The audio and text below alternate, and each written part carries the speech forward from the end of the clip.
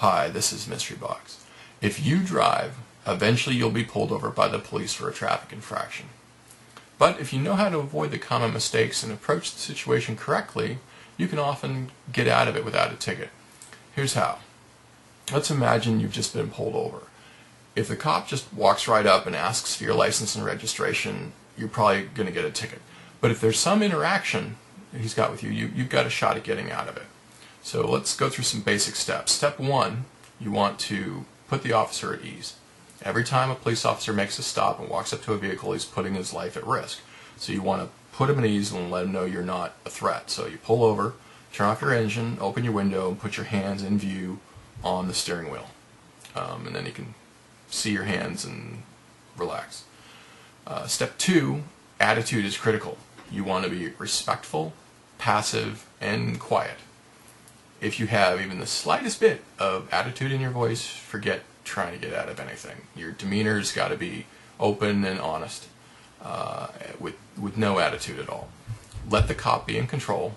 Let him ask the questions. You're going to be passive. And stay quiet. Don't apologize. Don't name drop. Don't say you weren't doing anything.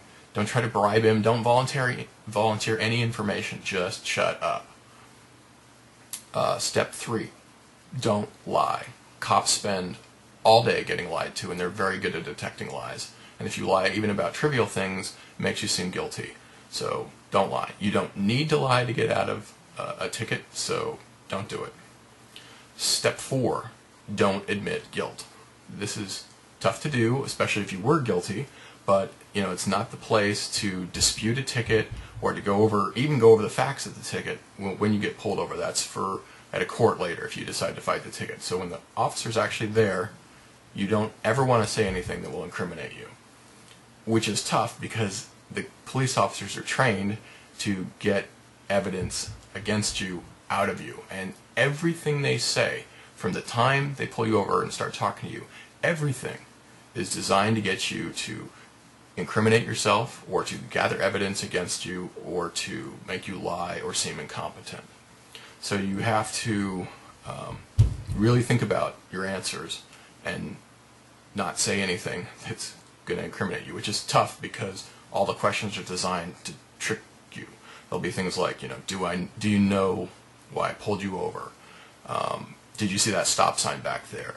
Do you know how fast you were going? I mean, these things, there's no real good way to answer them because, if you say that you weren't speeding, then the cop thinks you're lying.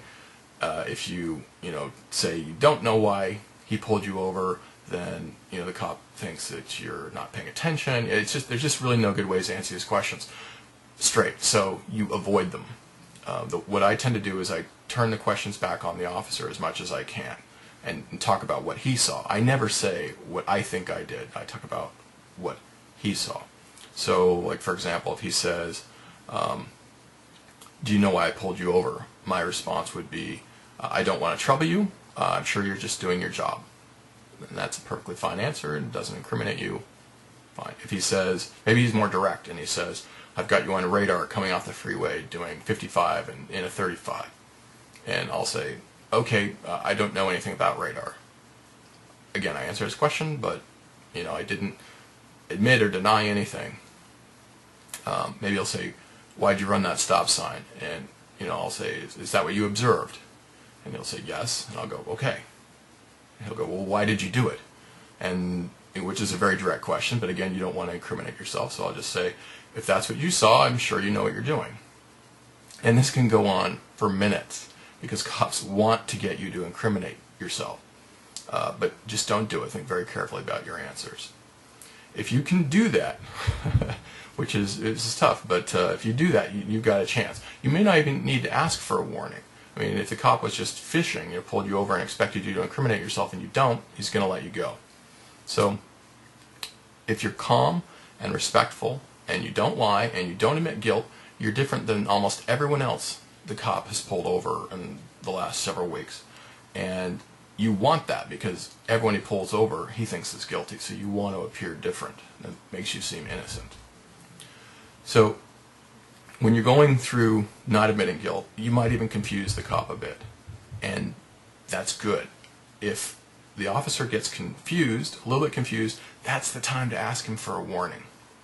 It's up to you if you want to try to ask for a warning, and how you do it's up to you. But what I might do is something like saying, wait till he's a little confused, and say, I really respect the job you're doing, and I don't want to waste your time, but given the situation, could I get a warning?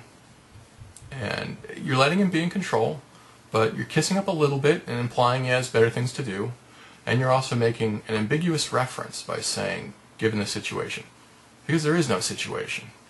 That's a bit of mental fishing for the police officer. If there's any situation in his mind that might let you off, you're trying to reference it, so that he's basically finding a reason in his mind to let you off himself. If he is paying attention and asks what situation, you can just say it's personal, you don't want to get into it, but you're having a really bad week, which, considering you just pulled over, is true and is not a lie. So there you go. Put the officer at ease, be respectful and quiet, have the right attitude, don't lie, don't admit guilt, and if there's an opening, ask for a warning. So you can do it. Good luck.